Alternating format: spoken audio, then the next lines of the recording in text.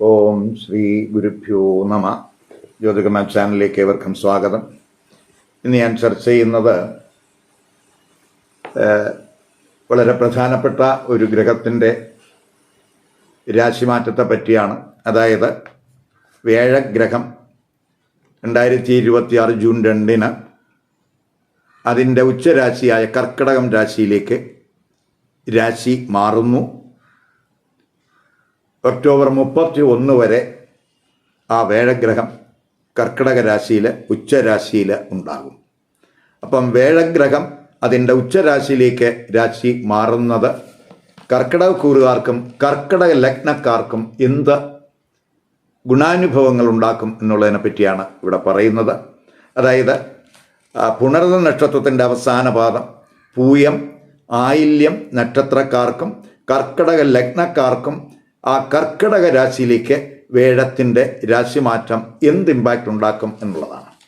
പ്രത്യേകിച്ച് നമ്മൾ മനസ്സിലാക്കുക, കാലപുരുഷൻ്റെ 4ാം ഭാവരാശിയാണ് ഈ കർക്കിടക രാശി എന്ന് പറയുന്നത്. അപ്പോൾ നവഗ്രഹങ്ങളിൽ ഏറ്റവും ശുഭത്വമുള്ള ഗ്രഹമാണ് ഈ വ്യാഴഗ്രഹം. അപ്പോൾ ആ വ്യാഴഗ്രഹം കർക്കിടക രാശിയിൽ, അതായത് വ്യാഴത്തിൻ്റെ ഉച്ചരാശിയിലേക്ക് രാശി മാറുമ്പോൾ സ്വാഭാവികമായിട്ടും പൊതുവേ പറയുകയാണെങ്കിൽ ഒരു 4ാം ഭാവം, കാലപുരുഷൻ്റെ 4ാം ഭാവം എന്ന് പറയുമ്പോൾ നമ്മുടെ കുടുംബസ്ഥാനത്ത് നമ്മുടെ ഭവനത്തിലേക്ക് ഈശ്വരൻ പ്രവേശിക്കുന്ന ഒരു പ്രതീതിയാണ് ഈ വ്യാഴഗ്രഹം ആ കാലപുരുഷൻ്റെ 4ലേക്ക് രാശി മാറുക വഴി നമുക്ക് കാണാൻ കഴിയുന്നത്. അപ്പോൾ പൊതുവേ നമുക്ക് ഒരു ഭാഗ്യാനുഭവങ്ങളുടെ സമയമായിരിക്കും. അതുപോലെ ഈശ്വര കടാക്ഷത്തിൻ്റെ സമയമായിരിക്കും. സത്പ്രവർത്തനങ്ങളുടെയും സദ്ബുദ്ധിയുടെയും സമയമായിരിക്കും. സാത്വിക ചിന്തയുടെ സമയമായിരിക്കും. പഠന മികവിൻ്റെ സമയമായിരിക്കും. അതുപോലെ കർമ്മ നേട്ടങ്ങളുടെ സമയമായിരിക്കും. കുടുംബ സുഖത്തിൻ്റെയും കുടുംബ സംരക്ഷണത്തിൻ്റെയും സാമ്പത്തിക അഭിവൃദ്ധിയുടെയൊക്കെ ഒരു സമയം എന്ന് വേണമെങ്കിൽ നമുക്ക് പറയാം പൊതുവായിട്ട്. പക്ഷേ നമുക്ക് ഈ കർക്കിടകക്കുറുകാരെ സംബന്ധിച്ചിടത്തോളം, കർക്കിടക ലഗ്നക്കാരെ സംബന്ധിച്ചിടത്തോളം ഈ വ്യാഴഗ്രഹം കർക്കിടക രാശിയിലേക്ക് രാശി മാറുന്നത് ഏത് രീതിയിലായിരിക്കും അവരെ സ്വാധീനിക്കുന്നത് എന്ന് നോക്കാം. അപ്പോൾ പ്രത്യേകിച്ച് ഈ കർക്കിടകക്കുറുകാരെ സംബന്ധിച്ചിടത്തോളം ഗുരുഗ്രഹം അല്ലെങ്കിൽ വ്യാഴഗ്രഹം 6ാം ഭാവാധിപനും ഭാഗ്യഭാവാധിപനുമാണ്. അപ്പോൾ 6ഉം 9ഉം ഭാവാധിപനായിട്ടുള്ള ഗുരു ജൂൺ 2 അവരുടെ ജന്മരാശിയിലേക്ക് ലഗ്നരാശിയിലേക്കാണ് രാശി മാറുന്നത്. അപ്പോൾ ജന്മ ലഗ്ന രാശി എന്ന് പറയുന്നത് ഗുരുവെ സംബന്ധിച്ചിടത്തോളം, വ്യാഴഗ്രഹത്തെ സംബന്ധിച്ചിടത്തോളം ജന്മരാശി ഉച്ചരാശിയാണ്. ഒക്ടോബർ 31 വരെ ഈ വ്യാഴഗ്രഹം ജന്മരാശിയിൽ ലഗ്നരാശിയിൽ ഉച്ചസ്ഥിതിയിൽ ഉണ്ടാകും. ഇപ്പം ജന്മരാശിയിൽ ഗുരു ഉച്ചസ്ഥിതനാകുക എന്ന് പറയുമ്പോൾ, പ്രത്യേകിച്ച് ലഗ്നരാശിയിൽ വ്യാഴം ഉച്ചസ്ഥിതിയിലാകുമ്പോൾ നമ്മുടെ വ്യക്തിതലത്തിൽ വളരെ പോസിറ്റീവായിട്ടുള്ള സംഭവവാസങ്ങൾ ഉണ്ടാകുന്ന സമയമായിരിക്കും. പൊതുവെ നമുക്ക് നെഗറ്റീവ് ചിന്തകളൊക്കെ മാറുന്ന സമയം എന്ന് പറയാം. ആത്മജ്ഞാനമൊക്കെ കൂടുന്ന സമയമാണ്. കോൺഫിഡൻസ് ലെവൽ, ശുഭാപ്തി വിശ്വാസമൊക്കെ ഉണ്ടാകുന്ന സമയമായിരിക്കും. ജന്മരാശിയിലൊക്കെ ആ വ്യാഴം ഉച്ചസ്ഥിതിയിൽ നിൽക്കുമ്പോൾ നമ്മുടെ വ്യക്തിപ്രഭാവം തിളങ്ങുന്ന സമയമായിരിക്കും. അതുപോലെ നമുക്ക് ഈ വലിയ വലിയ വ്യക്തികളെയൊക്കെ മീറ്റ് ചെയ്യാനുള്ള ഒരു സാഹചര്യം ഈ സമയത്ത് വന്നുപെടും. ഭാഗ്യനേട്ടങ്ങളുടെ സമയം എന്ന് പറയാം. പ്രത്യേകിച്ച് ഭാഗ്യഭാവാധിപനാണ് ജന്മരാശിയിൽ വരുന്നത്. അപ്പോൾ ഉന്നത പഠനത്തിനൊക്കെ അനുകൂലമായിട്ടുള്ള സമയമാണ്. തിളക്കമാർന്ന വിജയമൊക്കെ അവർക്ക് പ്രതീക്ഷിക്കാം. ഗുരു 6ാം ഭാവാധിപനാണ്.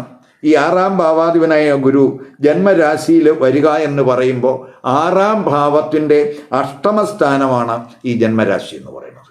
അപ്പോൾ പ്രത്യേകിച്ച് 6 എന്ന് പറയുമ്പോൾ ആരോഗ്യ പ്രശ്നങ്ങളുടെ സ്ഥാനമാണ്. അപ്പോൾ ആ 6ാം ഭാവാധിപൻ അതിൻ്റെ അഷ്ടമത്തിൽ വരിക എന്ന് പറയുമ്പോൾ ആരോഗ്യ പ്രശ്നങ്ങൾ ഉള്ളവർക്ക് അത് റിവേഴ്സ് ആകും. എന്ന് വെച്ചാൽ സഡനായിട്ട് അവർക്ക് ടൈമിലി ആയിട്ടുള്ള ട്രീറ്റ്മെൻറ്റിലൂടെ ആരോഗ്യ പ്രശ്നങ്ങളിൽ നിന്ന് അവർക്ക് റിക്കവറി, അതിൽ നിന്ന് മുക്തി അല്ലെങ്കിൽ ആശ്വാസമൊക്കെ കണ്ടെത്താൻ കഴിയുന്ന സമയമായിരിക്കും. ശാരീരികമായിട്ടും മാനസികമായിട്ടും സന്തോഷ അനുഭവങ്ങൾ ഉണ്ടാകുന്ന സമയമായിരിക്കും ജന്മരാശിയിൽ വേഴഗ്രഹം ഉച്ചസ്ഥിതിയിൽ വരിക വഴി കർക്കിടകക്കൂറുകാർക്ക് ഉണ്ടാകുന്നത്. കടബാധ്യത ഉള്ളവരെ സംബന്ധിച്ചിടത്തോളം ആ കടബാധ്യത കുറയ്ക്കാൻ കഴിയുന്ന സമയമാണ്. അതിനുള്ള മാർഗങ്ങൾ അവർക്ക് ഈ സമയത്ത് കണ്ടെത്താൻ കഴിയും. അതുപോലെ ശത്രുക്കളുടെയൊക്കെ ശല്യം കുറയാവുന്ന സമയമാണ്. നമുക്ക് അതുപോലെ ഈ തൊഴിലിടത്ത് നമ്മൾ വർക്ക് പ്ലേസിൽ അതുമായിട്ട് അവിടെ എന്തെങ്കിലുമൊക്കെ പ്രശ്നങ്ങൾ അല്ലെങ്കിൽ വർക്ക് ട്രബിളൊക്കെ ഉള്ളവർക്ക് ആ ട്രബിളൊക്കെ കുറയാവുന്ന സമയമാണ്. അവയ്ക്കൊക്കെ ഒരു പരിഹാരം ഈ സമയത്തുണ്ടാകും. അതുപോലെ വ്യവഹാരങ്ങൾ കഴിവതും സെറ്റിൽ ചെയ്യുന്ന വ്യവഹാരങ്ങൾ സെറ്റിൽമെൻറ്റിന് സാധ്യതയുണ്ട്. അല്ലെങ്കിൽ നമുക്ക് അനുകൂലമായിട്ടുള്ള ആ ഒരു നേട്ടം ആ വ്യവഹാരങ്ങൾ വഴി ഉണ്ടാകാൻ സാധ്യതയുണ്ട്. ഗുരു 9ാം ഭാവാധിപനാണ്, ഭാഗ്യഭാവാധിപനാണ്. ആ ഭാഗ്യഭാവാധിപനായിട്ടുള്ള ഗുരു അതിൻ്റെ 5, അതായത് ജന്മരാശി എന്ന് പറയുമ്പോൾ 9ൻ്റെ 5ാം ഭാവമാണ്. അവിടെ ആ വേഴഗ്രഹം ഉച്ചസ്ഥിതിയിലാകുമ്പോൾ നമുക്ക് പ്രത്യേകിച്ച് മനസ്സിലെ നമ്മുടെ ആഗ്രഹങ്ങൾ, നമ്മുടെ അഭീഷ്ടസിദ്ധി ഉണ്ടാകുന്ന സമയം എന്ന് പറയാം. ഡിവൈനായിട്ടുള്ള ബ്ലെസ്സിങ്സ്, ഈശ്വര കടാക്ഷം നമുക്ക് ഉണ്ടാകുന്ന സമയം എന്ന് പറയാം. നമുക്ക് ശരിയേത് തെറ്റേത് എന്ന് വിവേചിച്ചറിഞ്ഞ് പ്രവർത്തിക്കാനുള്ള ഒരു സമയം എന്ന് പറയാം. സദ്ബുദ്ധി, അതുപോലെ തന്നെ നല്ല ചിന്തകൾ, നല്ല പ്രവർത്തനങ്ങളൊക്കെ കാഴ്ചവെക്കാൻ ആ ഗുരുവിൻ്റെ ജന്മരാശിയിലെ ഉച്ചസ്ഥിതി കൊണ്ട് കഴിയും. പക്ഷേ ഒരു ഗ്രഹം ജന്മരാശിയിൽ നിൽക്കുന്നു. പക്ഷേ ഗുരുവിനെ സംബന്ധിച്ചിടത്തോളം ആ രാശിയിൽ നിന്ന് അതിൻ്റെ 3 രാശികളിലേക്ക് ആ ഗുരു ദൃഷ്ടി ചെയ്യുകയാണ്. ഒരു രാശിയിലേക്ക് ഗ്രഹം വരുന്നതും ആ ഗ്രഹത്തിൻ്റെ ദൃഷ്ടിയും വളരെ പ്രധാനമാണ്. അപ്പോൾ ഇവിടെ ജന്മരാശി നിൽക്കുന്ന ഗുരുഗ്രഹം അതിൻ്റെ പ്രത്യേകിച്ച് 5ലേക്ക് ദൃഷ്ടി ചെയ്യുകയാണ്. അപ്പോൾ 5ലേക്ക് ഗുരു ദൃഷ്ടി ചെയ്യുക എന്ന് പറയുമ്പോൾ അത് വളരെ നല്ല അനുഭവങ്ങൾ ഈ കൂറുകാർക്കുണ്ടാകും. പ്രത്യേകിച്ച് നല്ല ചിന്തകൾ, പ്രത്യേകിച്ച് വിദ്യാർത്ഥികളെ സംബന്ധിച്ചിടത്തോളം പഠനത്തിലൊക്കെ വളരെ ഫോക്കസ് കൂടാവുന്ന സമയമാണ്. ഇൻ്റലക്ച്വൽ തലത്തിൽ നല്ല ഒരു മികവ് അവർക്ക് ഈ സമയത്തുണ്ടാകും. ക്രിയേറ്റീവ് തലത്തിലൊക്കെ തിളങ്ങാവുന്ന സമയമാണ്. നല്ല ആശയങ്ങൾ ഇവർക്ക് കണ്ടെത്താൻ കഴിയും. പരീക്ഷകളിലൊക്കെ ഉയർന്ന വിജയത്തിന് സാധ്യതയുണ്ട്. സന്താനങ്ങൾക്കായിട്ട് കാത്തിരിക്കുന്നവർക്ക് നല്ല വാർത്ത ശ്രവിക്കാൻ കഴിയുന്ന സമയമാണ്. പുതിയ കോഴ്സിലൊക്കെ പഠനം ആഗ്രഹിക്കുന്നവർക്ക് അഡ്മിഷനൊക്കെ ഈസിയായിട്ട് സാധ്യമാകുന്ന സമയമാണ്. സ്പെക്കുലേറ്റീവ് ബിസിനസ്സിൽ വിജയം ഉണ്ടാകുന്ന സമയമാണ്. സന്താനങ്ങളെ കൊണ്ട് ഗുണാനുഭവം ഉണ്ടാകുന്ന സമയമാണ്. ആത്മീയ കാര്യങ്ങളിലെ ഫോക്കസ് കൂടാവുന്ന സമയമാണ്. പൊതുവേ നമ്മുടെ കൺഫ്യൂഷനൊക്കെ മാറി നമുക്ക് കറക്റ്റായിട്ടുള്ള തീരുമാനം എടുക്കാൻ കഴിയുന്ന സമയമായിരിക്കും ഈ 5ലെ ഗുരുദൃഷ്ടി കൊണ്ട് ഈ കർക്കിടക കൂറുകാർക്കും കർക്കിടക ലഗ്നക്കാർക്കും ഉണ്ടാകാൻ പോകുന്നത്. ഇനി ജന്മരാശി നിൽക്കുന്ന ആ ഗുരുഗ്രഹം അവരുടെ 7ലേക്ക് ദൃഷ്ടി ചെയ്യുന്നുണ്ട്. അപ്പോൾ 7ലേക്ക് ദൃഷ്ടി ചെയ്യുക എന്ന് പറയുമ്പോൾ പ്രത്യേകിച്ച് വിവാഹം ആലോചിക്കുന്നവർക്ക് എന്തെങ്കിലുമൊക്കെ തടസ്സങ്ങൾ വന്നിട്ടുണ്ടെങ്കിൽ ആ തടസ്സങ്ങൾ മാറുന്നതിന് അനുകൂല സമയമാണ്. അതുപോലെ തന്നെ വിവാഹം ആലോചനയ്ക്ക് പോസിറ്റീവായിട്ടുള്ള ഒരു അന്തരീക്ഷം ആണ് ഈ സമയത്തുണ്ടാകുന്നത്. സമാന സ്വഭാവമുള്ള ജീവിത പങ്കാളിയൊക്കെ ചിലപ്പോൾ കണ്ടെത്താൻ കഴിയും. പ്രത്യേകിച്ച് ആത്മജ്ഞാനമൊക്കെയുള്ള ജീവിത പങ്കാളിയൊക്കെ നല്ല ഒരു ജീവിത പങ്കാളിയൊക്കെ കണ്ടെത്താൻ കഴിയുന്ന സമയമാണ്. പ്രത്യേകിച്ച് 7ലെ ഗുരുവിൻ്റെ ദൃഷ്ടി എന്ന് പറയുന്നത് നീച ദൃഷ്ടിയാണ്. എങ്കിലും ദാമ്പത്യ ബന്ധത്തിലെ ആ പ്രശ്നങ്ങളൊക്കെ പരസ്പരം സംസാരിച്ച് തുറന്നു പറഞ്ഞ് പ്രശ്നങ്ങൾ പരസ്പരം ചർച്ച ചെയ്ത് അത് പരിഹരിക്കാനൊക്കെ കഴിയുന്ന സമയമാണ്. അങ്ങനെ പൊതുവെ ജീവിത പങ്കാളിക്കൊക്കെ ആത്മജ്ഞാനമൊക്കെ ഉണ്ടാകുന്ന സമയമാണ്. ഒരു കാര്യം പറഞ്ഞാൽ അത് ഉൾക്കൊള്ളാനൊക്കെ കഴിയുന്ന ഒരു സമയം കൂടി ആയിരിക്കും. അങ്ങനെ നമ്മുടെ ദാമ്പത്യ ബന്ധത്തിൽ മാരിറ്റൽ റിലേഷൻഷിപ്പിലെ പ്രയാസങ്ങളും പ്രശ്നങ്ങളും ഒക്കെ തന്നെ പരസ്പരം ചർച്ച ചെയ്ത് അത് മനസ്സിലാക്കി അവർക്ക് ആ പ്രശ്നങ്ങൾക്കൊരു പരിഹാരം കണ്ടെത്താൻ കഴിയുന്ന സമയവും കൂടിയാണ്. അതുപോലെ തന്നെ അങ്ങനെ റിലേഷൻഷിപ്പ് ഇംപ്രൂവ് ചെയ്യാവുന്ന സമയമായിട്ടും കൂടെ കാണുക.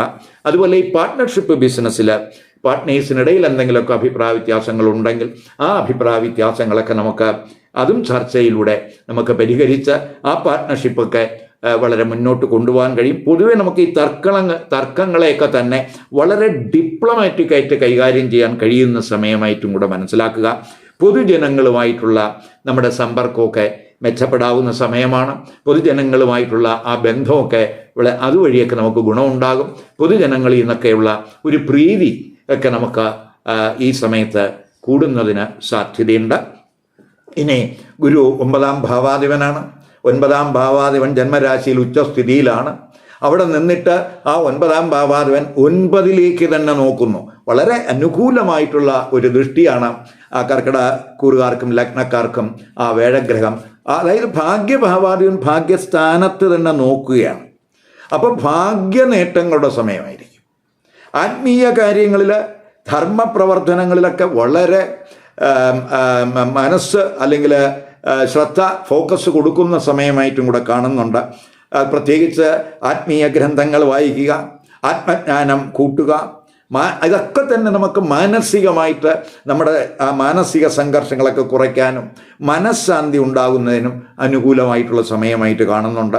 പ്രത്യേകിച്ച് ഉന്നത പഠനമൊക്കെ നടത്തുന്നവരെ സംബന്ധിച്ചിടത്തോളം അവർക്ക് ഭാഗ്യാനുഭവങ്ങൾ ഉണ്ടാകുന്ന സമയമായിരിക്കും. ഇപ്പം വിദേശത്തൊക്കെ ഉന്നത പഠനം ആഗ്രഹിക്കുന്നവർക്ക് അനുകൂല സമയമാണ്. ഇപ്പം നമുക്കറിയാം 9-ലൊക്കെ ശനിയുടെ ഒരു സ്ഥിതിയുണ്ട്. അപ്പോൾ അഷ്ടമഭാവാധിപനാണ് ആ ശനി. ഇപ്പോൾ ശനിയുടെ സ്ഥിതി കൊണ്ട് എന്തെങ്കിലുമൊക്കെ ബാഡ് ഇഫക്റ്റ് വരികയാണെങ്കിൽ ആ ബാഡ് ഇഫക്റ്റൊക്കെ നമുക്ക് ഓഫ്സെറ്റ് ചെയ്യുന്നതിന്, ആ ബാഡ് ഇഫക്റ്റൊക്കെ നമുക്ക് കുറയ്ക്കുന്നതിന് ആ 9-ാം ഭാവാധിപനായിട്ടുള്ള ഗുരു ആ 9ലേക്ക് ദൃഷ്ടി ചെയ്യുക വഴി കഴിയും. പൊതുവെ നമുക്ക് ഈ ദൂരയാത്രകൾ ചിലപ്പോൾ പ്ലാൻ ചെയ്യാൻ സാധ്യതയുണ്ട്. അതുപോലെ വിദേശത്തൊക്കെ നമുക്ക് പ്രവർത്തിക്കുന്നവർക്ക്, വർക്ക് ചെയ്യുന്നവർക്ക്, അവർക്ക് വിദേശ ബന്ധം വളരെ ഗുണാനുഭവം ഉണ്ടാകുന്ന സമയമായിരിക്കും. അതുപോലെ തന്നെ പ്രത്യേകിച്ച് നിയമം, അതുപോലെ തത്വശാസ്ത്രം ഇത്യാദി കോഴ്സുകളൊക്കെ അഭ്യസിക്കുന്നവരെ സംബന്ധിച്ചിടത്തോളം വളരെ ഗുണാനുഭവം അവർക്ക് ഈ 9-ലെ ഗുരുവിൻ്റെ ദൃഷ്ടി കൊണ്ട് ഉണ്ടാകും. പ്രത്യേകിച്ച് പിതാവുമായിട്ടുള്ള ബന്ധമൊക്കെ ഇമ്പ്രൂവ് ചെയ്യും. പിതാവിന് ഭാഗ്യാനുഭവങ്ങളൊക്കെ ഉണ്ടാകുന്ന സമയമാണ്. തത്വാധിഷ്ഠിതമായിട്ടുള്ള ഒരു ജീവിതം ആയിരിക്കും ഈ കൂറുകാർക്ക് ഈ സമയത്തുണ്ടാകുന്നത്. ഭാഗ്യാനുഭവങ്ങളുടെ സമയമായിരിക്കും. അപ്പോൾ നമ്മൾ ഈശ്വരചിന്ത കൂട്ടുക, അതുവഴി നമുക്ക് ഭാഗ്യാനുഭവങ്ങൾ നേടിയെടുക്കാനുള്ള ഒരു മനസ്ഥിതി ഈ സമയത്ത് ഈ കൂറുകാർക്ക് ഉണ്ടാകണം. ഈ വീഡിയോ ഇഷ്ടപ്പെട്ടുവെങ്കിൽ ലൈക്ക് ചെയ്യുക, ഷെയർ ചെയ്യുക. അതുപോലെ സബ്സ്ക്രൈബ് ചെയ്യാത്തവർ സബ്സ്ക്രൈബ് ചെയ്ത് കാണുക. മറ്റൊരു പുതിയ വിഷയമായി അടുത്ത വീഡിയോയിൽ കാണാം. നമസ്കാരം.